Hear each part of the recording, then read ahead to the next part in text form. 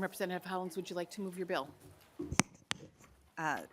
Thank you, Madam Chair. Yes, I move that House File 4122 be laid over for possible inclusion. Great, and it looks like there is an author's amendment to get the bill in the shape you'd like to discuss it. Yes, Would you please. like to move House? Yes, I would like to move that. The DE3.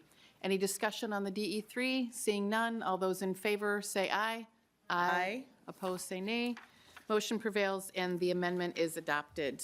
So with that, Representative Hollins, please tell us about your bill. Thank you, Madam Chair. Thank you, committee members. This bill, as amended, is the result of the Thermal Energy Network Deployment Work Group, as well as months of negotiation with a broad array of stakeholders. Just in case folks are confused about it, thermal energy networks are projects that provide heating and cooling to multiple buildings connected via underground piping that contains fluids that exchange thermal energy from the earth, underground, or surface water, wastewater, or other heat sources. This bill is pretty simple as amended.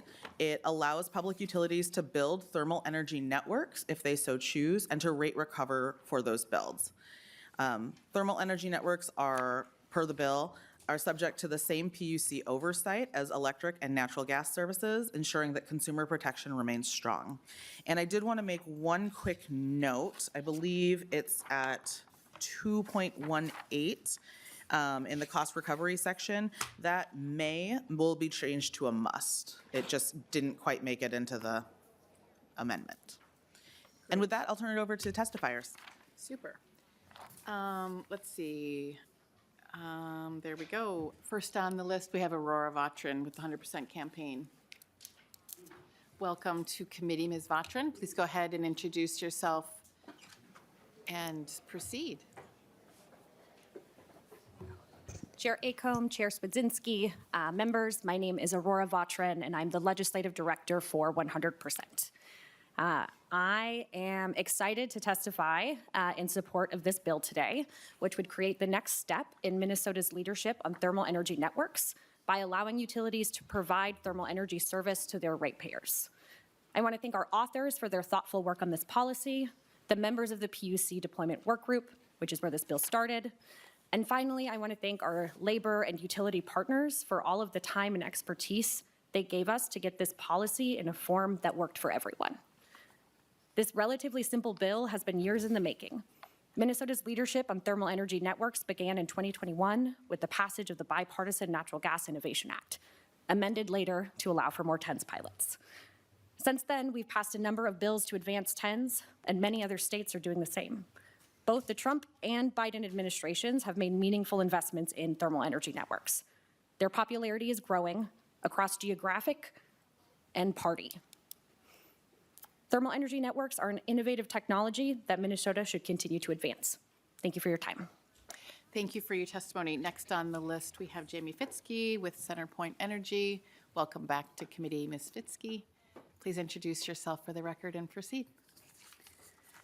Good afternoon, Chair Acomb, members of the committee. My name is Jamie Fitzke, Director of Government Affairs for CenterPoint Energy.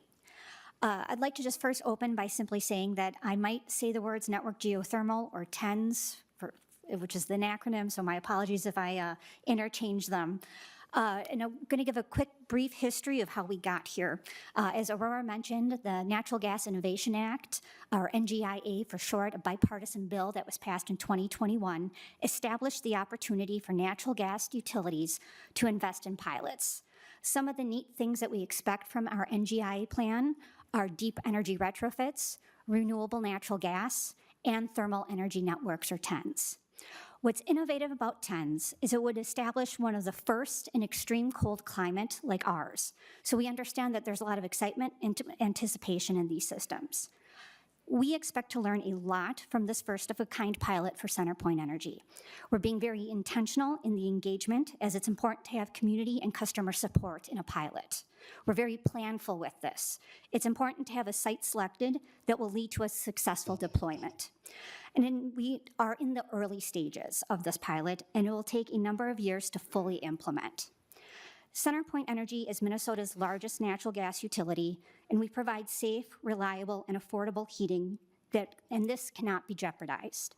For instance, this winter, we had 3 separate times where we were below -20 for multiple days straight. nobody lost heat, which is important to note. Our natural gas system is built to handle extreme cold and have done so for over a century in Minnesota. We take a lot of pride in this. What we don't have is experience in TENS yet, which will be more complicated than a traditional geothermal system, given that these are network systems and will be across a diverse customer base. But we're excited to know what we end up learning from these pilots. The DE reflects a substantial modification from the introduced language. This was achieved through multiple iterations and conversations, and we are extremely appreciative and recognize that these conversations were important in landing here. We appreciate that this bill is forward-looking as it addresses TENS constructed outside of Natural Gas Innovation Act pilots. There are a lot of unknowns, and instead of making what could be a costly or wrong assumption, there was a conscious decision to reassess what the intent is, and recognizing that there is a ton of excitement about TENS, but also that these will be complicated, especially navigating customer needs and how TENS will be implemented, both from a physical structure and also policy. These are answers that we do not have right now and won't have for a number of years, but are really looking forward to seeing what our pilots can achieve. The DE reflects intent by allowing a natural gas utility the ability to offer a TENS. And this includes Public Utility Commission, or PUC, oversight on cost recovery and all the protections and programs available to our current customers. We sincerely appreciate the excitement of TENS and that other stakeholders listened to our concerns and collaborated with us to find this language. Thank you. Thanks, Ms. Fiske. And last on our list of testifiers, Kevin Pranis with LiUNA. Welcome to committee, Mr. Pranis. Please go ahead and introduce yourself for the record and proceed. Thank you, Chair Acom, Chair Swedzinski, and committee members. Kevin Pranis on behalf of LiUNA, Minnesota, North Dakota. As you know, we represent 14,000 construction laborers across Minnesota and North Dakota. Happy to be here today to testify in support of the bill. A lot of hard work has gone into it, a lot of sort of wrestling over language and really trying to understand what's the thing that makes sense to do now, given, as Ms. Fiske said, there's a lot we still don't know about the potential for geothermal.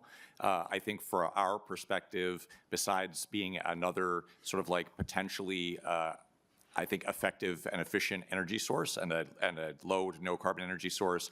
The nice thing about geothermal is it uses a lot of the same skills as gas utility infrastructure and water infrastructure. And so looking at laborers and operating engineers, plumbers and pipe fitters, sheet metal workers and electricians. And so there's a lot of opportunities in this. There's also a lot we don't know, and we're hoping for advancements in drilling techniques that could really make this much more cost effective. That's the big issue in geothermal is how much does it cost and how long does it take to put in a well?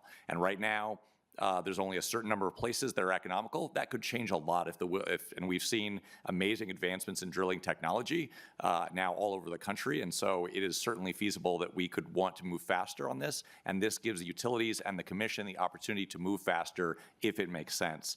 And I would just say, to close, we had an event on Friday. We were introducing a lot of energy and data construction owners, Xcel and CenterPoint, distribution co-ops, fuel producers, clean energy companies, to union contractors. We had 50 union contractors in the room. One of those owners was Darcy Solutions, which does geothermal. Not a lot of people have heard of them. Once the contractors heard the pitch, we had more demand for Darcy than almost any of the other companies there. So we had, a dozen different water sewer contractors that were like, hey, can I get a meeting with those people? I am interested. I own this equipment. I do very similar work. There's a lot of enthusiasm here, and what this bill does is it opens up that pathway for those businesses to say, yes, you should explore geothermal. You should see whether you could fit in.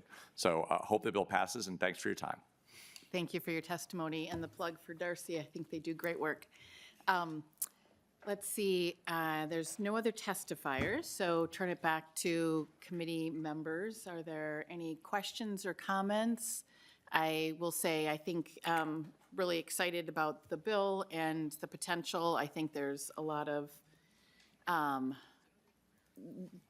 to be learned about TENS, and so looking forward to that. Great. Representative Jones. Yeah, thank you, Madam Chair, and thank you, Representative Hollins, for bringing this forward. So I'm just really excited about this bill. I think that a lot of people in my community, I live in Minneapolis, that have been wanting to see more thermal energy networks. And so I think this is a really important step that we're taking, and we'd be a leader in the country in taking this step. So I just really appreciate your leadership on this. Thank you. Agreed. Ditto with that. Seeing no other questions or comments, any closing remarks? Representative Hollins. Thank you, Chair Acom, Chair Swazinski, members. Thank you to my testifiers. I cannot emphasize how long of a path this has been and how difficult and challenging it has been, and there have been so many iterations of this bill.